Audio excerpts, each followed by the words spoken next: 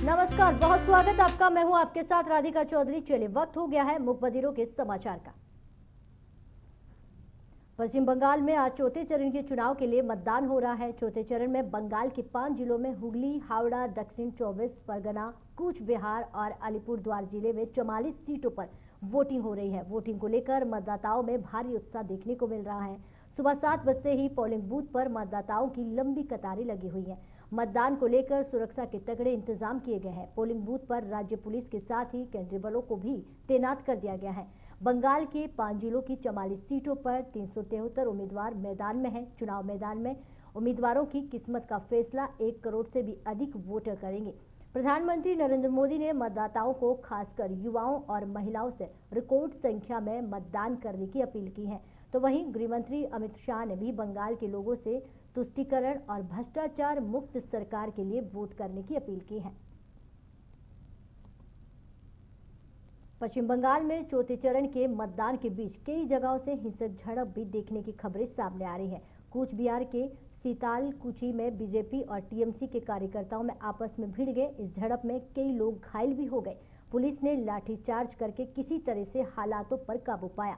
तो वहीं booth number 285 में मतदान केंद्र के बाहर बम फेंके गए और गोलीबारी हुई। पोलिंग बूथ के बाहर फायरिंग में वोट डालने आए युवक की मौत हो गई है। इसी बीच बंगाल पुलिस ने दावा किया है कि केंद्रीय बलों की फायरिंग में कूच बिहार में 4 लोगों की मौत दर्ज की गई है। बताया गया है कि उपद्रवियों के क्यूआरटी के वाहन को नुकसान पहुंचाया गया, जिसके बाद सुरक्षा कर्मियों द्वारा 5 राउंड फायरिंग की गई थी, जिसमें 4 लोगों की जान चली गई है। वहीं बंगाल विधानसभा चुनाव के चौथे चरण के दौरान हुगली में बीजेपी उम्मीदवार लोकेट चटर्जी की कार पर भी हमला किया गया। इस हमले में बीजेपी के उम्मीदवार लोकेट चटर्जी की कार का शीशा टूट गया है। चटर्जी ने इस हमले का आरोप टीएमसी के लोगों पर लगाया।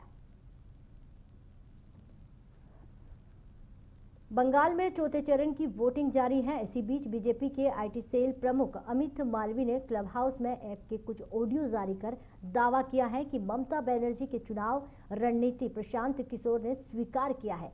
बंगाल में बीजेपी जीत रही है। हालांकि प्रशांत किशोर ने बीजेपी के इस दावे को नकारते हुए कहा कि पार्टी उनकी बातचीत की चुनिंदा हिस्सों की ही दिखाई रही है, बजाय पूरी बातचीत जारी करे ताकि सच्चाई लोगों के सामने आ सके। दरअसल अमित मालवीय की तरफ से प्रशांत किशोर का जो ऑडियो चैट जारी किया गया है, उसमें प्रशांत किशोर पीएम मोदी और बीजेपी की तारीफ कर रहे हैं। किशोर पीएम मोदी की तारीफ करते हुए बंगाल चुनाव में बीजेपी की मजबूती की बात करते हुए सुनाई दे रहे। तो वहीं आपको बता दें कि लीक चैट को लेकर प्रशांत किशोर ने ट्वीट करके कहा, मुझे खुशी है कि मेरी चैट को गंभीरता से लिया जा रहा है और लोगों को दिखाया जा रहा है।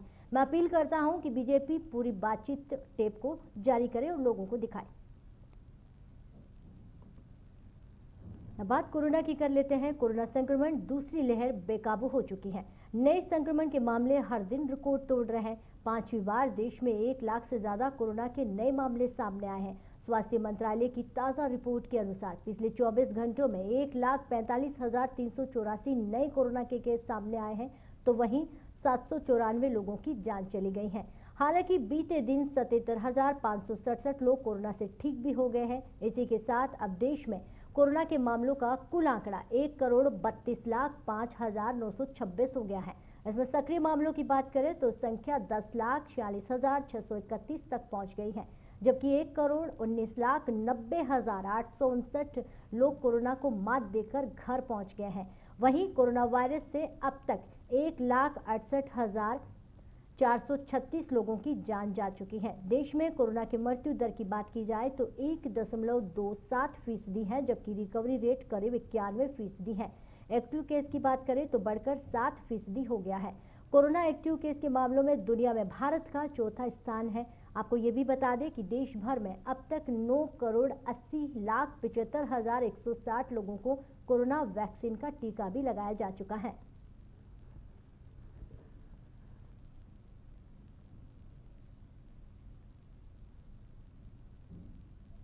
फिलहाल मुखबदिरों के समाचार में इतना ही, लेकिन आप देश और दुनिया की तमाम खबरों के लिए बने रहे हमारे साथ।